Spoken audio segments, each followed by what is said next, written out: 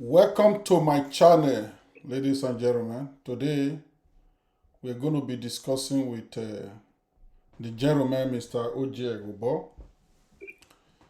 He was the former president of NCA, Nigeria Canadian Association.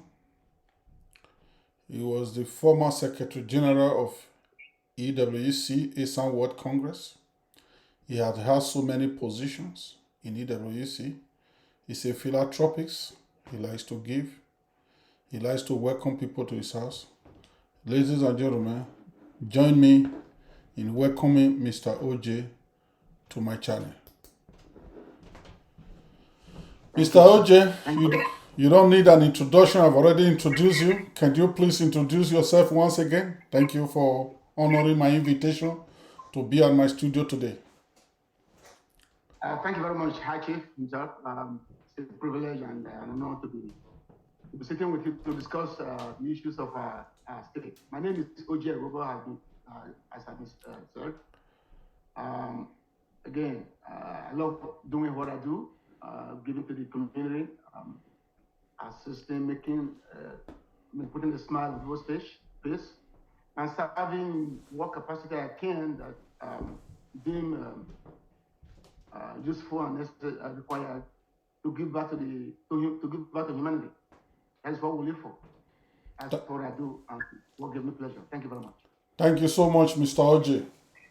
Our topic today is going to be cycled on the governorship election that is coming in Edo State very soon.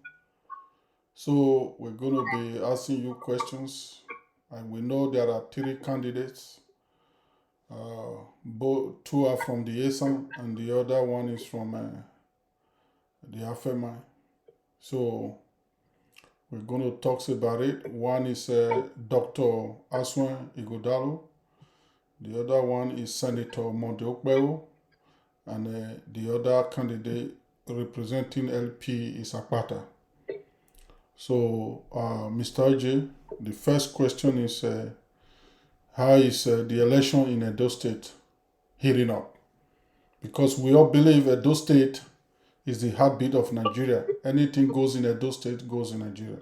So what is your take on the election, the governorship election going in Edo State? It's interesting to know that Edo being the heartbeat of the nation, Nigeria, is a pace setter. And whatever happened in Edo State is replicated and copied by every other state.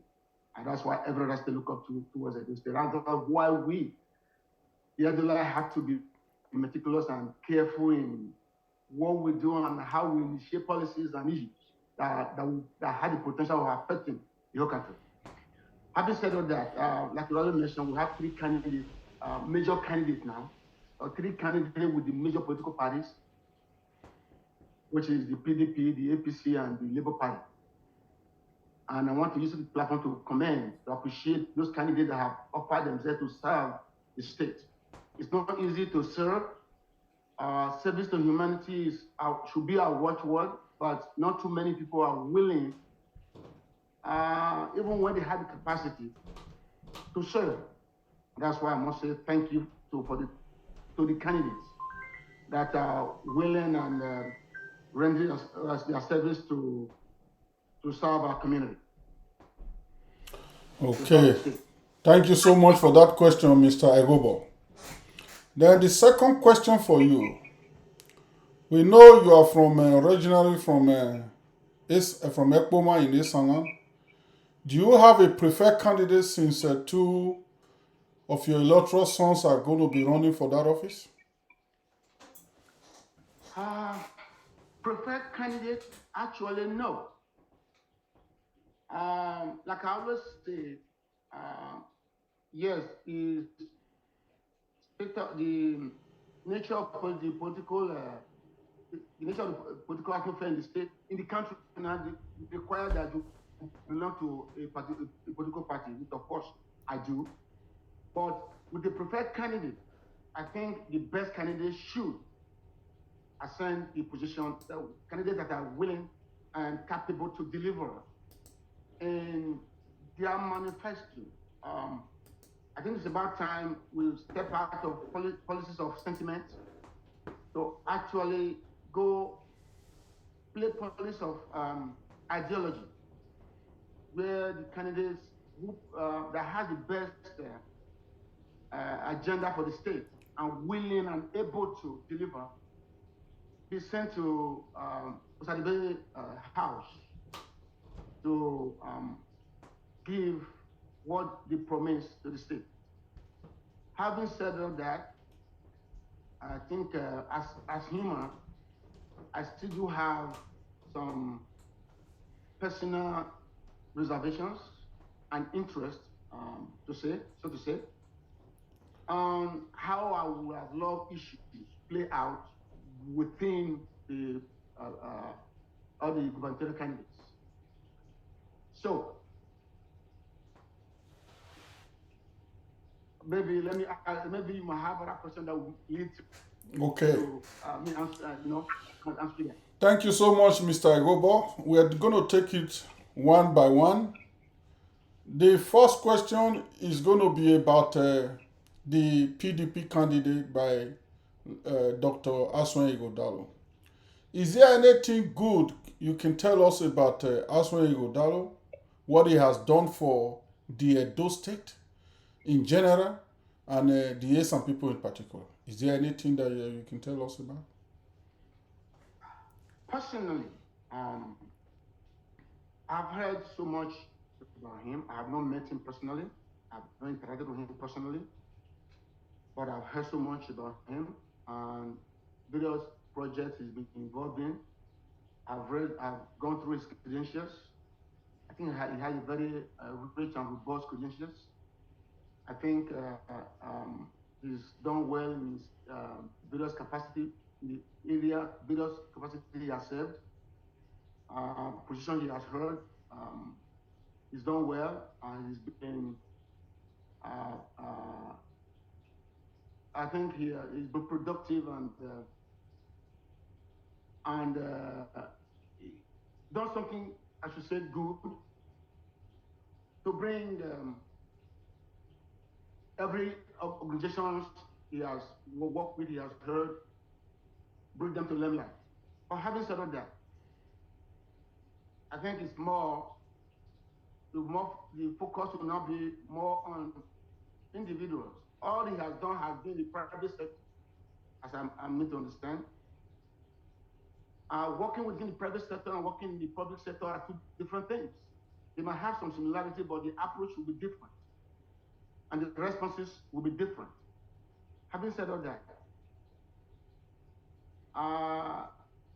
I've interacted with few individuals who have shared their opinions about him and what he has done and how much he has contributed to helping the state and particularly his Esan affiliation, his Esan community, which is not, in my opinion, not too encouraging. And though we still have more work to do, more information we still find information about him. Like I always say to my people, we need to understand the individuals for us to make a very wise decision. This is not the time, like I said, to play politics of sentiment. It should be politics of reality, politics of ideology, politics of accountability and responsibility. It's about time we start holding our elected officials accountable and responsible for their actions. And proud now they come make promises that was never attended to, that was never fulfilled. And the policy of buy and sell should stop. I think it's about time we start educating our people on the need not to sell our votes. That is what has it has plagued us for a long time. Have plunged us to where we are today, where we bring people in after spending millions or millions campaigning. They will need to recover their money, and when they get there, nobody will get have the opportunity to ask them why they do what they do, not meeting their political promises, not fulfilling all the promises they make, and leaving the people in penury. I think that policy we need to rethink. our forefathers, these are the policies they played. I think we cannot, our generation cannot afford to go that way now with the level of enlightenment and technological advancement. It's about time we start holding our political officers responsible for their promises. Okay, thank you so much, Mr. Eghobor, for that answer, for that your response. For the sake of our audience, it's good that we let them know that for policy of neutrality that we have in this studio, that these questions were you never heard of this question before, so this is the first time we're asking you this question and you are responding. And also because of our neutrality policy, we also want to ask you the same question as Okpewo is concerned. Is there anything you can tell us about Okpewo too? Mode Okpewo. Yeah, for Modokwewo, I think it's like I'm made to understand. Both candidates are home breed, but there are still levels, different levels of home breed. Okwewo has been with on ground, while Aswan he's been off and on. Yeah, he's serving few committees in previous administrations, but as per residency, I think Okwewo is more conversant with the people and more what we call son of the soil. So, again, I haven't met Okwewo personally, but I've interacted with people who has had encountered with him. Some palatable, some unpalatable. Again, individual preference, individual opinion. Like I always tell people, I'm not going to judge people based on what I'm told until I experience them myself. At Okwewo, yes, I know I've heard that he's done a lot of community work at home, and he's still working on it, still doing it.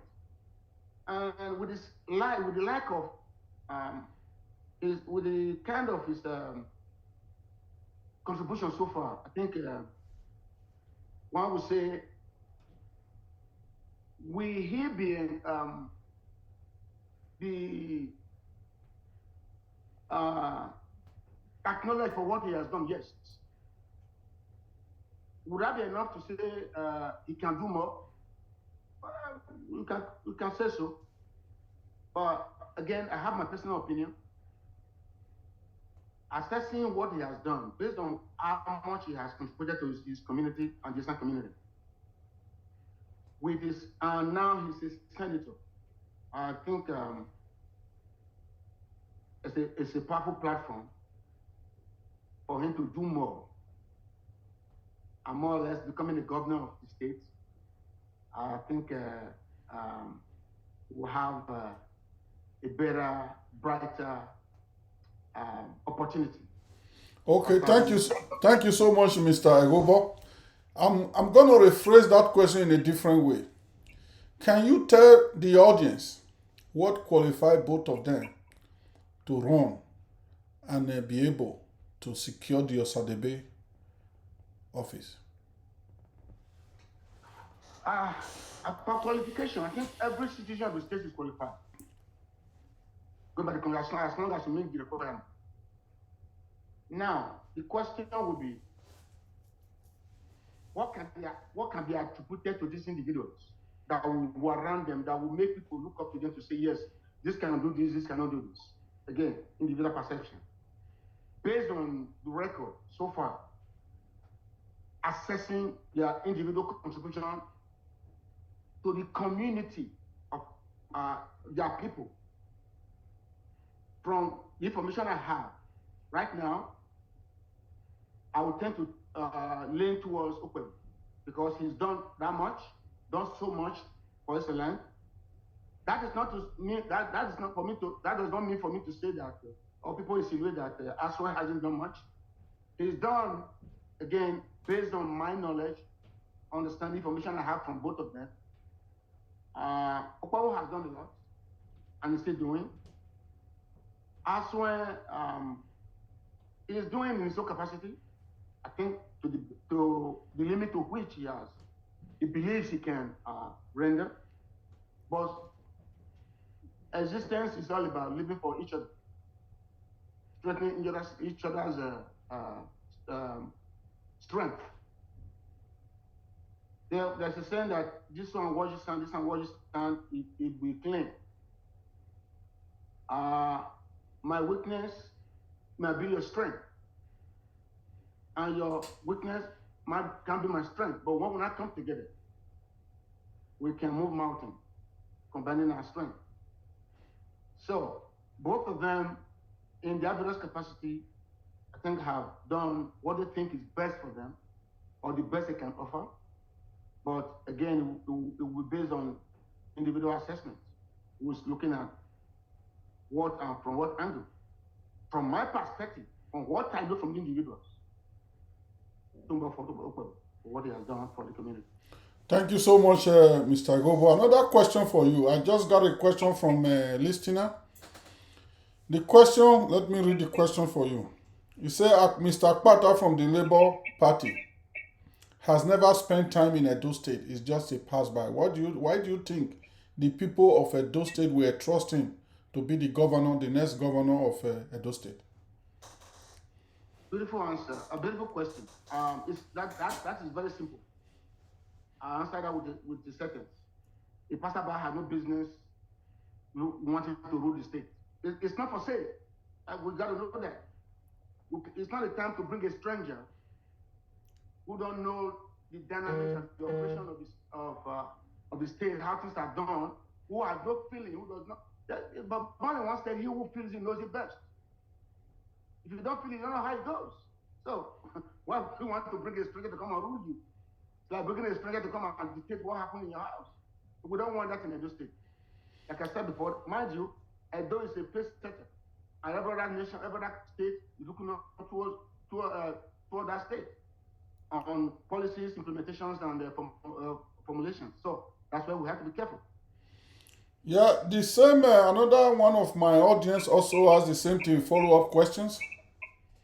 He said, if you said Akpata is a stranger, what about Dr. Aswan Igodalo? Again, based on information I have from Aswan Igodalo, he's been on and enough, like I said. Though he has not been stationary resident there, he's been on and off, and I'll make understand he served in a community capacity during Shomole's administration and also with the Basaki administration. Like somebody alluded to, some of the policies may not be to the interest, may not be beneficial, that much beneficial, or they may not have seen the benefit of the policies they formulated as a committee member, as committee at the committee level, which I believe a successive government with successions of government and administering the policies of the federal government, we stand to yield benefit to the state, but it will depend on how much they understand the policies and implement those policies that will determine how much benefit the state will get from it. But again, I wouldn't want to conclude or completely accept the fact that Aswen, compared to Akpata, no, I think Aswen has spent more time in the state than Akpata. Another question coming from the audience is that Mode Okpero is the senator from Edo State, and he has just barely served 1 year under the Tinubu's administration. So why coming to run for governor? Good question. You see, the economist once said, human wants is attainable.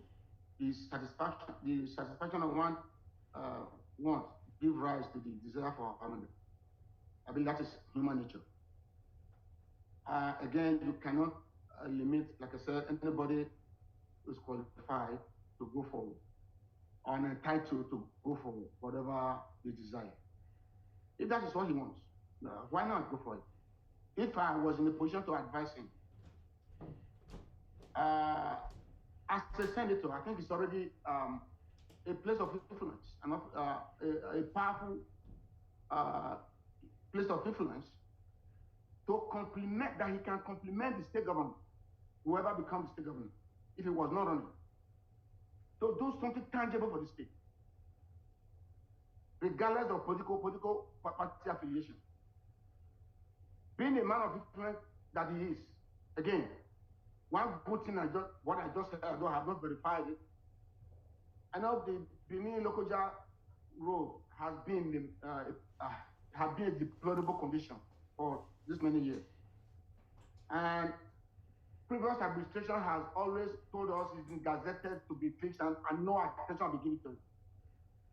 But right now, by just his mere intervention, I understand it's going to be, again, I have not confirmed it. That is what I've been told. That the attention is given to it. Well, will be given to it because of him intervening. So these are some of the things we're looking at. As a senator, I would have advised, if he had discussed with me or contacted me before him running for the governorship position, to say, listen, as a senator, it will be more effective and more beneficial and more influential to complement the governor with his position as a senator, especially with the ruling party, to do something more, better, achieve more for the state than going for the governorship. But now that he's there, it's his right. He has what it takes to. Why not? Yeah, okay, thank you so much. Another question for you is this. Governor Baseki has been a governor of Edo State for 7 years now, going to 8 years. And Governor Baseki, according to reliable source, brought Aswan Igodalo to run for governor. Voting for Aswan Igodalo would be a third term for Obaseki. And everybody know that in Edo State there is no godfatherism. What would you call the Obaseki and Aswan's combination? Thank you for that brilliant question. What a powerful question. First of all, as a seasoned politician, I don't believe in anybody's bringing anybody. Yes, one can influence.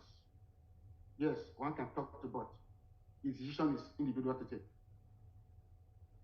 Having said that, if Obaseki has any role to play in Aswan deciding to run for the governorship, I think that decision is so, I believe it's so Aswan decision to run for the presidency, for the governorship. And saying is Obaseki third term, I disagree. That will not. Okay, this is the issue. This is the problem that have been plaguing our nation. It's a system of continuity. The fact that, yeah, as incoming governor, if Aswan is elected the governor and he comes in, yeah, he has a his program, yeah, he has a policy, but that does not stop him from adopting policies that are beneficial to the state from Obaseki's tenure.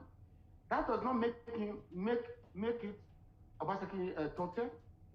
The policies are beneficial. The implementation is good for the state. Why not? Look at the advanced countries. That is what has brought them to the advanced level they are today.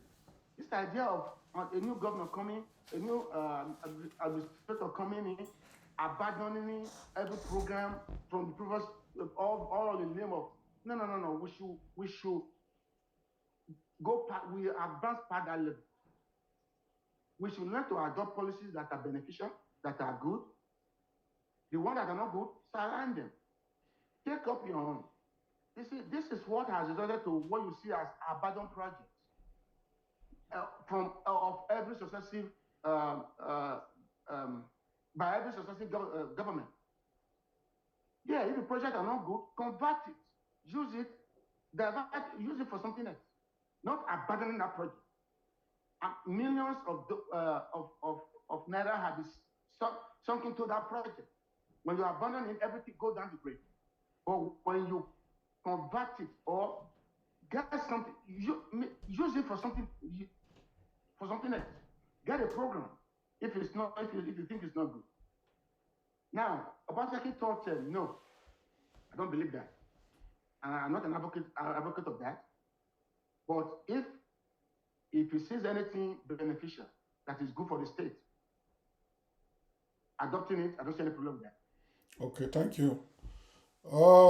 Mr. Eghobor, can you please identify anything that relates to Dr. Aswan Igodalo or Senator Mode Okpero in either in Esan or in Bini or anywhere in Edo State?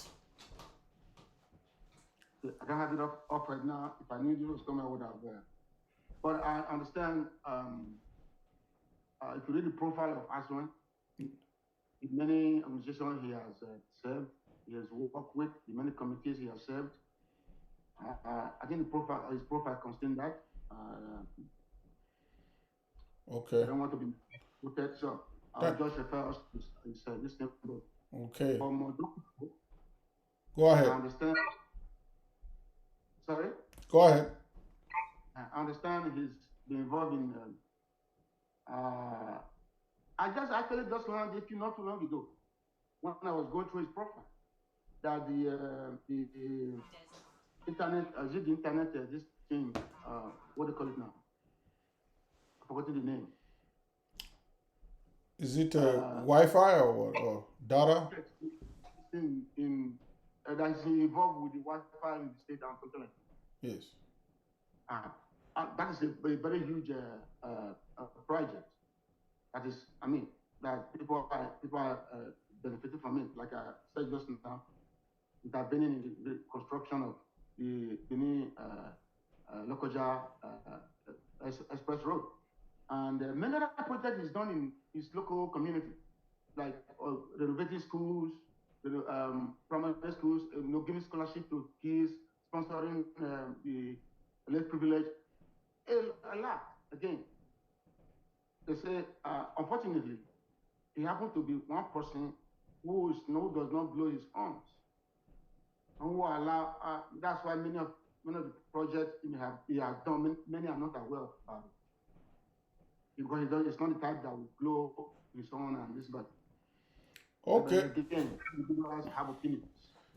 If I may interject, if Mode Okpero has been doing all this a lot to his people, to the Esan people, and to the Edo State in general, how come everybody is not pulling weight behind Okpero? Why everybody is pulling his weight behind Okpero? Yeah, why?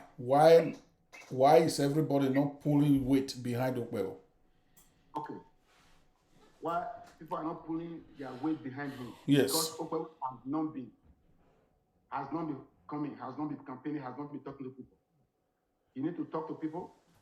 You need to bring out his credentials. You need to speak louder.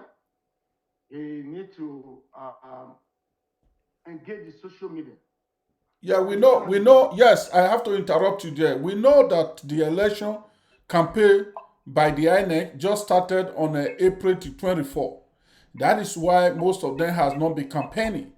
So then, yes, when you are responding, make sure you understand that the campaign officially started on April 24, just a few days ago. Yes, that is true. But as a politician, there are what they call underground work. The INEC restriction is you as an individual or any person talking on your behalf cannot be using your name directly. But that does not mean that me, who has not affiliated with you, cannot speak about you.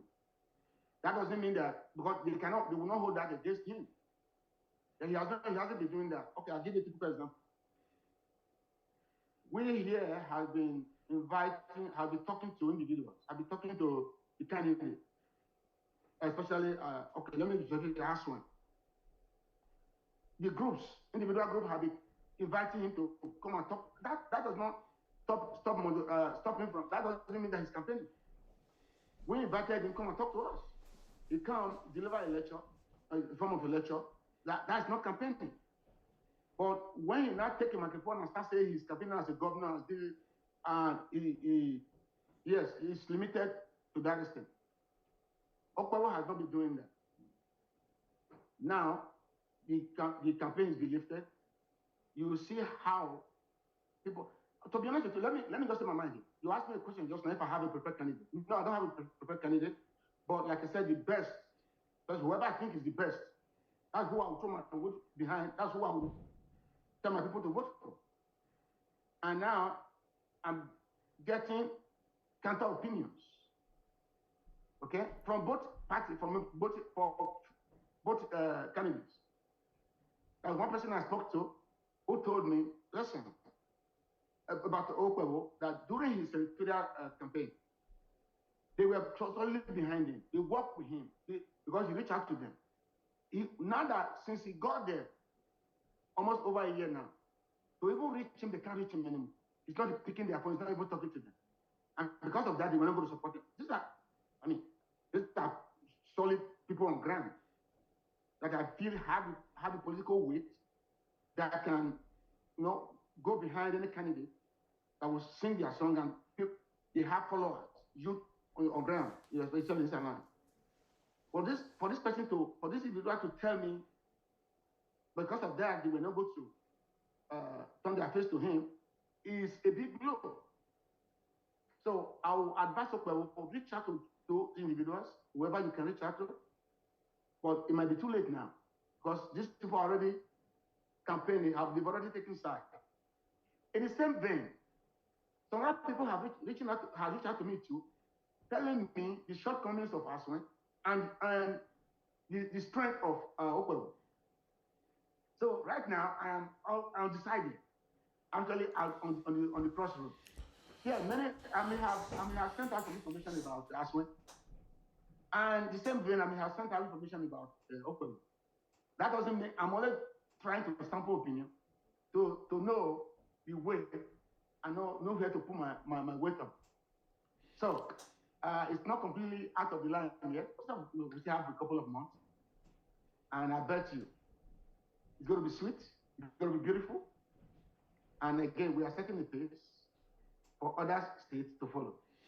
Yeah, Mr. Ojie, I have just been informed by my director that I only have 2 minutes to interact with you and also with the audience.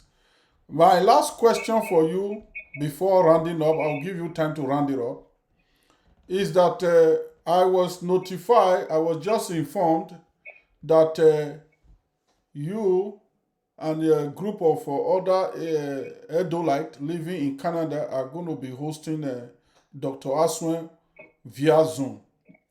The same thing with you and other groups, especially the ASAN groups, which is the EWEC, are going to be hosting Mode Okwewo through Zoom. My question for you is this. You don't have the right to vote in Nigeria. So what is the point of both of them coming to meet you through Zoom? You see, the world now has turned to a global village. That there are no limitations. I may not be on ground to vote, but my influence can influence thousands of people to vote. I have families, I have youth, I have groups on ground. It might interest you. I have groups I sponsor or my organization sponsor that would greatly influence. We have families we can talk to. I just told you just now, I'm not on ground, but I get first-hand information from both Esa and Abuja on the activities of both candidates. And my decision, our decision, can play a huge role on who they vote for. They say he who played the piper, they played the tune. So there are a lot of people who can talk to. There are a lot of individuals who can influence. And there are people who look up to us to ask us, like our fathers, who do you think, who can you talk to that will listen to us at home? We want them to come and visit us. And who will tell them to, that's who they will abide with. So we have a huge difference on ground. We may not be on ground to vote. My vote is just one, but we can influence hundreds of thousands of votes. on ground. Thank you so much, Mr. Eghobor. Although it was not planned, we just called you a few hours ago and you obliged to come to our network, and we are very pleased with that. So we will give you about 30 seconds to say whatever you want to say to both candidates. Thank you so much for honoring our invitation. We are we are very, very grateful for that. Thank you very much for this opportunity and privilege to air our views. I hope we'll get more of this. To the candidates, again, service to humanity should be our watchword. We are all gifted with our gifts and benefit to benefit others. The Bible said we are blessed to be a blessing.